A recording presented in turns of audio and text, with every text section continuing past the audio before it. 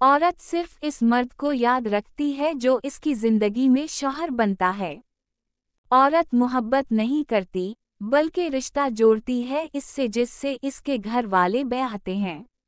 औरत की मोहब्बत वक्त के पल्लों में पनपती है। वो वक्त के पल्लों को तवाज़ुन में रख कर मोहब्बत करती है। इस तवाज़ुन में मुआशी व समाजी इस्तेहकाम इसका मुतमा नज़र होता है। फिर जब वो ये तय कर लेती है तो इस मर्द से मोहब्बत करती है जो इस तवाज़ुन का मूजिब बनता है। मर्द अव्वल तो मोहब्बत करता ही नहीं, वो खेलता है। अगर संजीदा होता है तो इश्क करता है। इस इश्क में फिर वो तवाज़ुन तलाश नहीं करता। अफसानवी अदब और फिल्मी अदब हमेशा औरत को बावफा, मोहब्बत से लबरेज और मोहब्बत को ना भूलने वाली दिखाता है, जबकि औरत इसके बरअक्स है।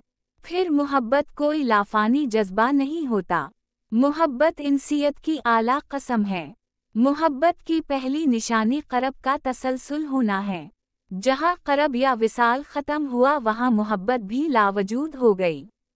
औरत वजूद से मोहब्बत करती है, सच्चा मर्द वजूद पर दस्तरस रखने के बावजूद लावजूद से मोहब्बत करता है। बहुत कम औरतें होती हैं जो मोहब्बत को याद के सरहाने रख कर सारी ज़िंदगी बीता देती हैं।